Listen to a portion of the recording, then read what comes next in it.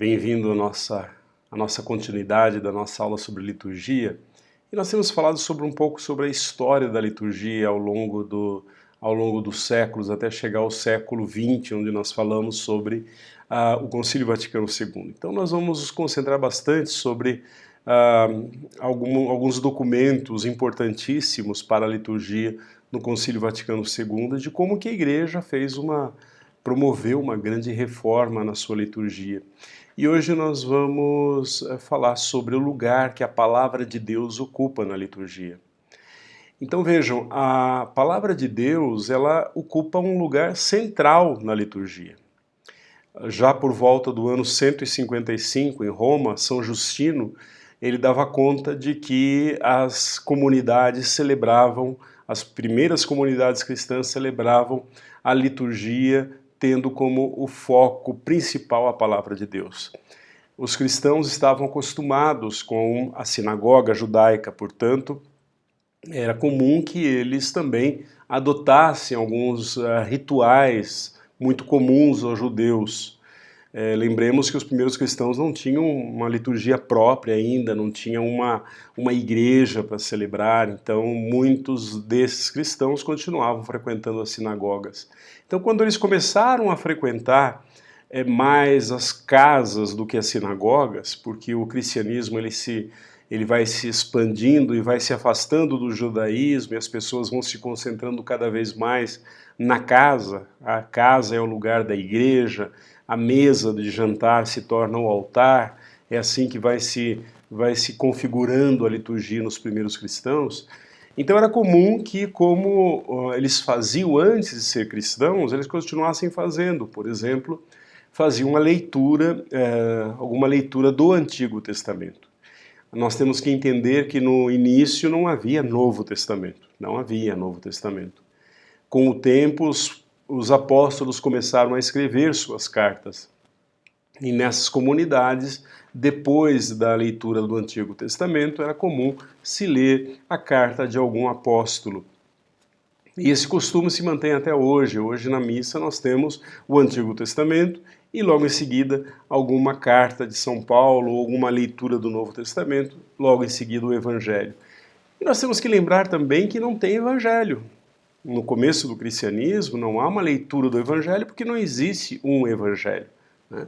Então nós temos no início uma leitura do Antigo Testamento, aos poucos foi se agregando uma leitura da carta, uma epístola de algum apóstolo àquela comunidade, e não nos esqueçamos também que os evangelhos foram escritos como uma necessidade de tornar visível a memória de Cristo. Nós temos que entender que o evangelho, antes de ser escrito e lido, ele era falado. Então as pessoas elas tinham aquilo que nós chamamos de uma tradição oral. Eles iam contando a vida de Jesus, iam contando de um para outro, até que os evangelistas, como Marcos, por exemplo, que foi o primeiro evangelho, resolveu colocar isso por escrito. Marcos escreveu o seu evangelho e depois esse evangelho foi sendo reescrito, foram fazendo cópias para todas as comunidades. Então o evangelho foi sendo aos poucos agregado. Então nós temos a estrutura já na primeira fase do cristianismo de leitura da palavra de Deus, como nós temos hoje. Uma leitura do Antigo Testamento, uma leitura das cartas dos apóstolos e outra leitura do Evangelho. Então assim que foi se formando essa estrutura da liturgia da palavra como nós a temos hoje. Portanto, a gente não pode esquecer que o Novo Testamento ele surge num ambiente litúrgico. Antes de ser a Bíblia ela nasce da liturgia, ela nasce da celebração dos primeiros cristãos, num contexto, portanto, eucarístico. A gente não pode esquecer isso, é muito importante, né? O Novo Testamento nasce num ambiente litúrgico. Nesse sentido, é impossível fazer qualquer celebração sem uma leitura da palavra de Deus. Hoje não se concebe, por exemplo, celebrar a Eucaristia sem as leituras da missa. A leitura da palavra é tão importante, que o Concílio Vaticano II declara que a liturgia da palavra é Deus falando com o seu povo. É na liturgia que Cristo fala com esse povo. E esse povo responde com cânticos e com orações. E a cada celebração, onde é lida a palavra de Deus, a igreja repete e ecoa as próprias palavras de Cristo. Então, quando a igreja lê o Evangelho, é como se Jesus estivesse nos falando o Evangelho. E essa palavra vai sendo lida e relida de maneira que ela vai sendo relembrada e conservada através dos séculos. Não podemos esquecer a importância da homilia. Na homilia, a palavra de Cristo também se faz presente. Não existe essa história de a gente ficou atento até o Evangelho, depois na homilia, né? Na homilia a gente vai fazer uma outra coisa, a gente se distrai com qualquer outra coisa.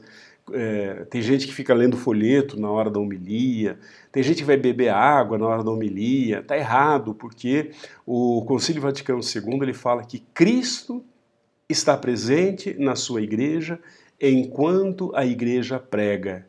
E na pregação, o Cristo está presente com sua autoridade e sua assistência. Então, quando o padre fala, ele está falando na autoridade do Cristo. A homilia é a autoridade de Cristo, é a assistência que Cristo está dando à sua igreja. Então, a homilia é uma parte integrante da palavra de Deus. E Cristo, portanto, é sempre o centro da palavra de Deus, como nós lemos em João: a palavra se fez carne e habitou entre nós. Assim, mesmo quando nós lemos o Antigo Testamento, as leituras do Antigo Testamento, elas vão sempre girar em torno do Cristo, sempre vão anunciar o Cristo, a gente nunca pode esquecer disso. Quando Jesus nos fala através da sua palavra, ele não pode esperar menos do que uma resposta. Ele diz: aquele que me ama, guarda a minha palavra.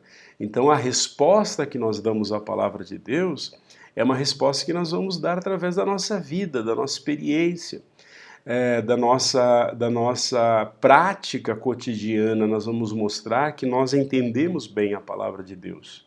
Todo batizado e confirmado pelo Espírito Santo, portanto, é um servidor da palavra. Ele é o mensageiro da palavra. Um documento muitíssimo importante que todos devem ler é o documento Dei Verbum, do Concílio Vaticano II.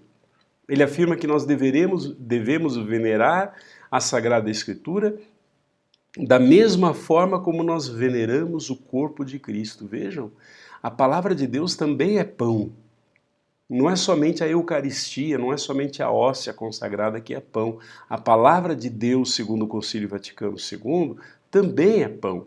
E se é pão, os dois são pães, os dois devem ser venerados da mesma maneira. Então, nesse sentido, a Igreja aconselha a honrar a palavra como nós honramos a Eucaristia. O Concílio Vaticano II, ele afirma nesse mesmo documento o seguinte: a liturgia da palavra e a liturgia eucarística estão tão estreitamente unidas que formam um único ato de culto. Portanto, meus irmãos e irmãs, o ápice da liturgia da palavra é o Evangelho. O Evangelho é o cumprimento de todas as profecias e todas as promessas divinas feitas no Antigo Testamento. Nós podemos dizer que o Novo Testamento é o cumprimento de todas as profecias e de toda a revelação divina. O Evangelho ele precisa ser lido a cada celebração litúrgica para que a vida de Jesus seja recordada. E através dele todos possam aderir à salvação que ele veio nos trazer. Portanto, o ponto culminante da liturgia da palavra é sempre o Evangelho. Por isso, enquanto o Evangelho é proclamado, as outras leituras, elas não são proclamadas, elas são lidas, né? Elas são lidas. Daqui a pouco eu vou falar, e isso não desmerece as outras leituras, isso não significa que eu tenho que ler de qualquer jeito, né?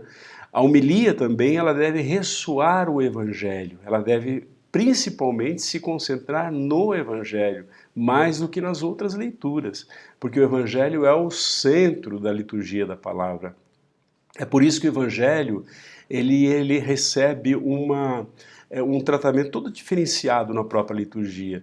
É só o Evangelho que é beijado pelo padre, é só o Evangelho que é apresentado à Assembleia, só o Evangelho que é cercado de velas e de luzes, é incensado, é guardado, conservado com todo cuidado. Hoje nós temos os evangeliários que guardam os evangelhos.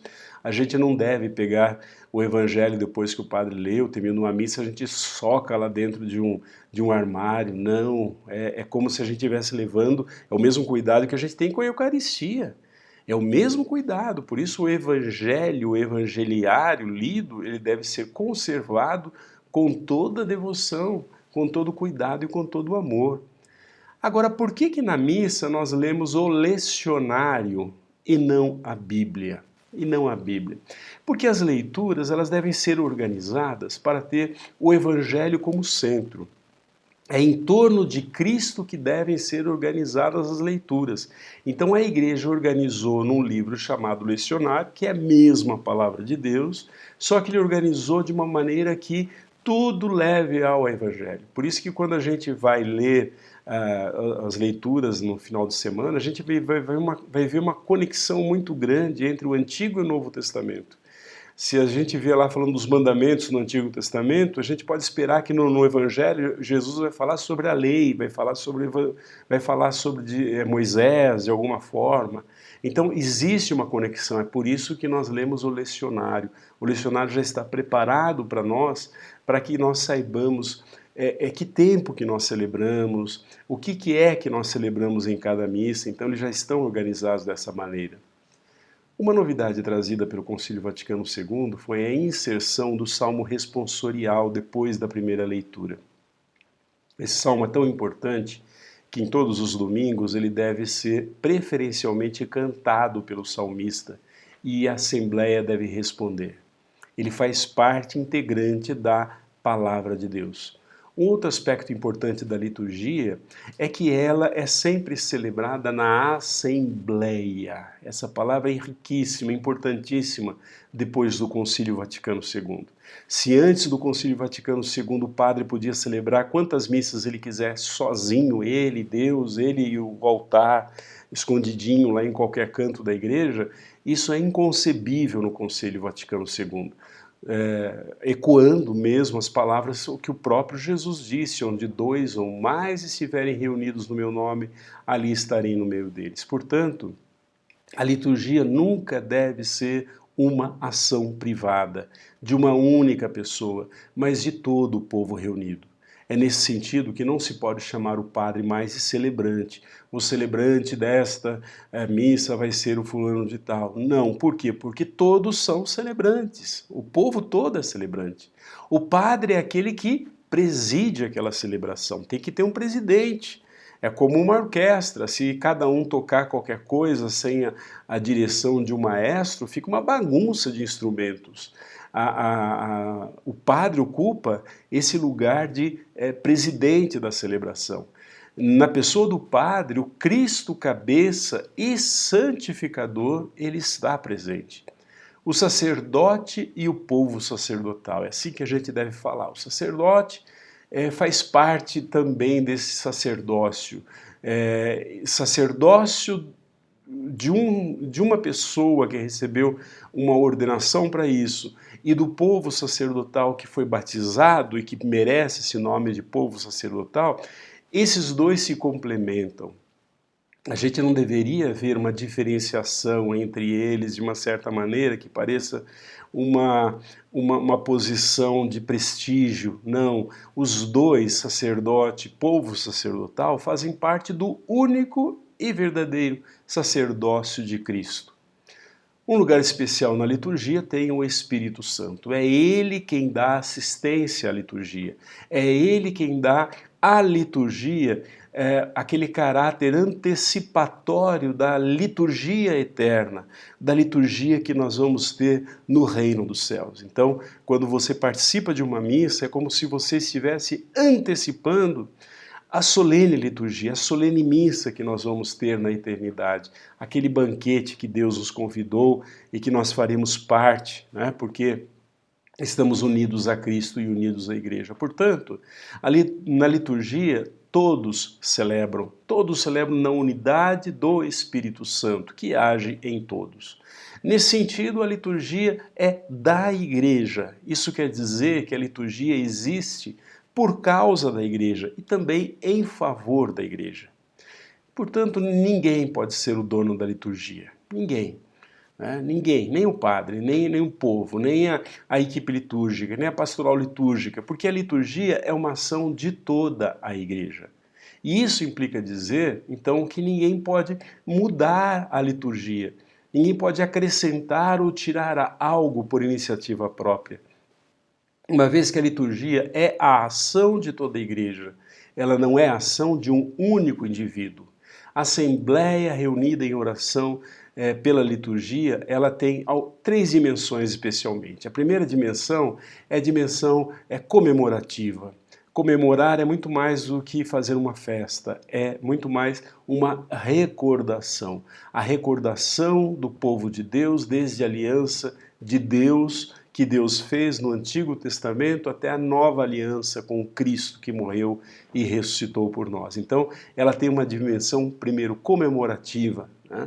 Em segundo lugar, uma dimensão manifestadora. Então, a Assembleia Litúrgica, ela torna presente a comunhão da igreja e a sua condição de esposa de Cristo. Ela relembra que que a igreja é esposa de Cristo. A Assembleia recorda que ela é um sinal de comunhão de toda a igreja. Em terceiro lugar, ela tem uma dimensão profética. Como eu já disse, ela anuncia, a Assembleia anuncia e antecipa a reunião celeste. Ela antecipa um dia em que nós ficarmos todos reunidos no reino dos céus.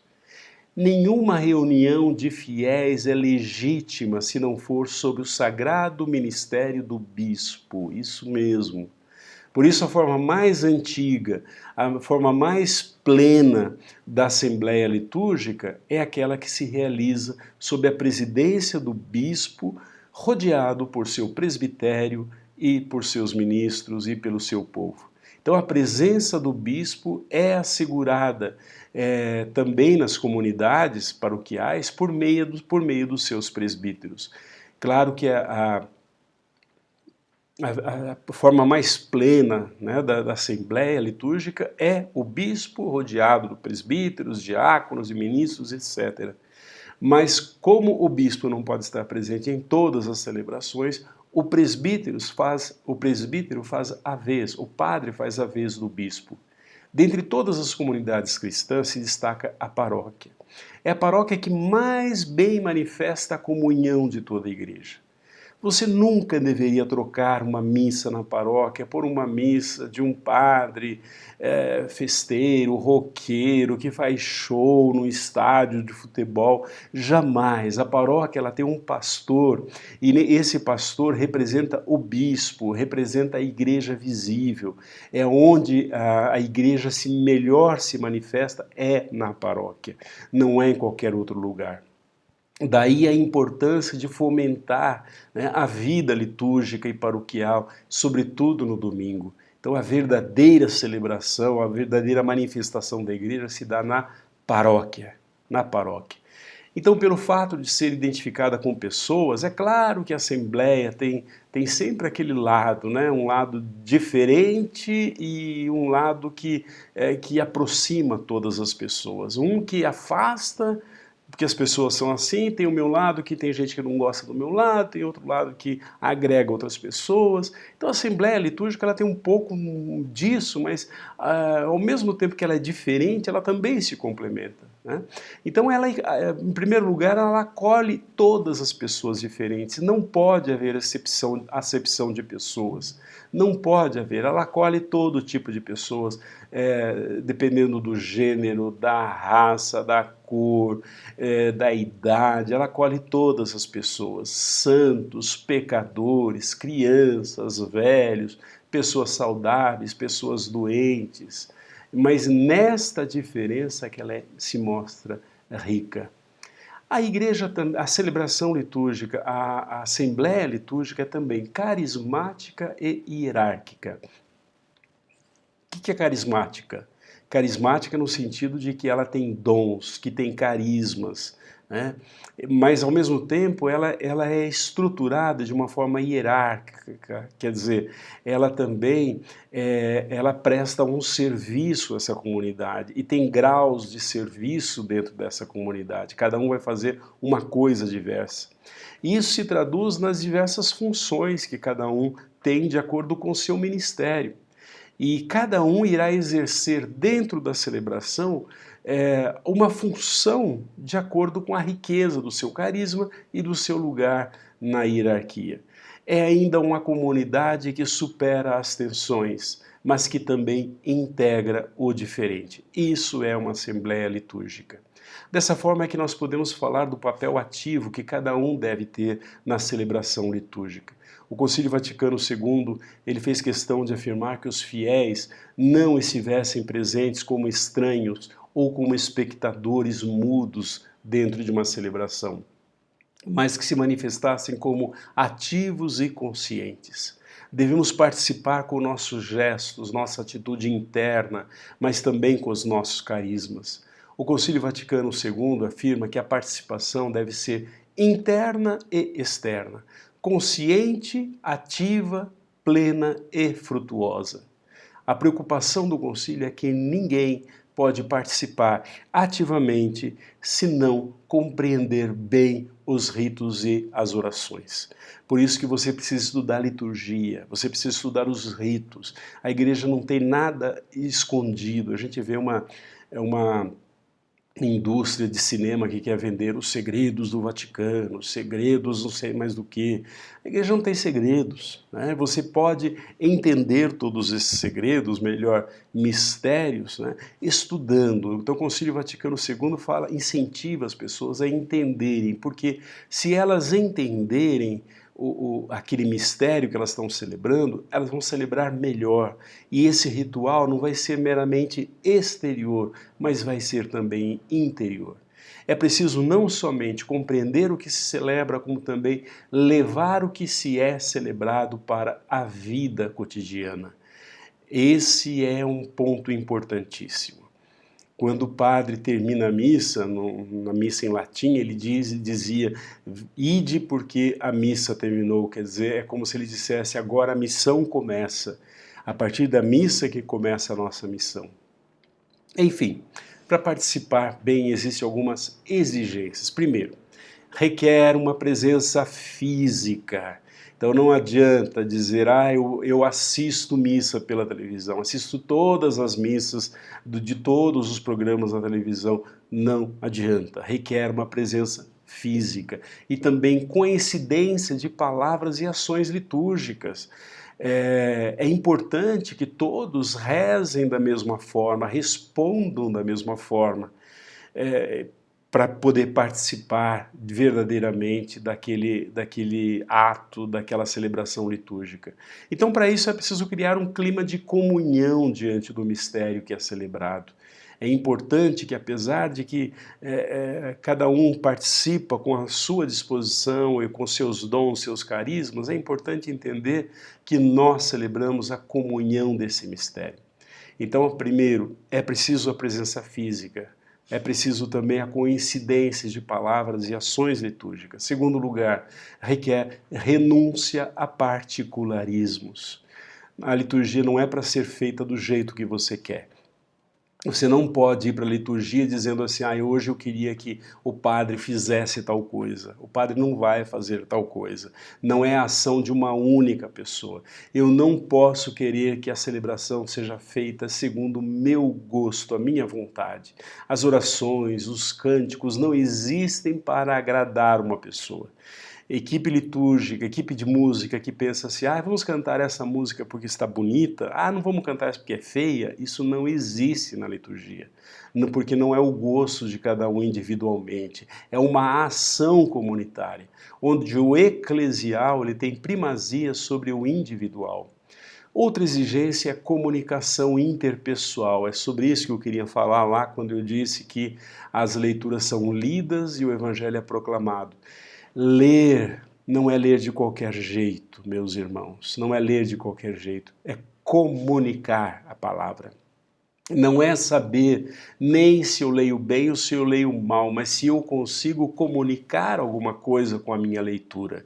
Não é ler para mim, para que eu entenda, mas para que o povo compreenda bem. Então é necessário pessoas que leiam bem, que saibam ler bem e que olhem para o público, que se comuniquem com os olhos, que se comuniquem com os gestos enquanto leem.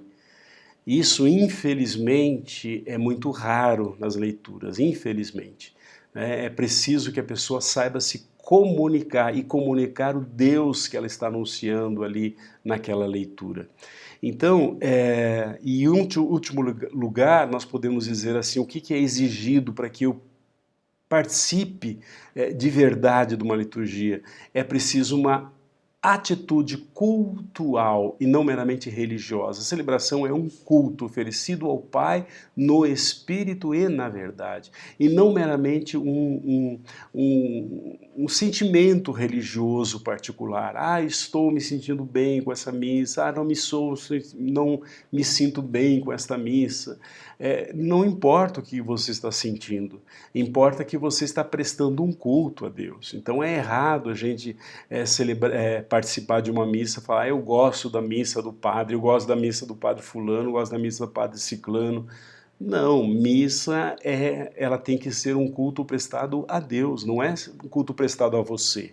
A partir do momento que você coloca os seus sentimentos religiosos, é o culto a você mesmo, não o culto a Deus. Então, quando você está lá, você está prestando um culto a Deus no Espírito Santo. Se não for assim, o seu culto não está valendo coisa nenhuma. Nós vamos então continuar com esses assuntos numa próxima oportunidade. Até lá.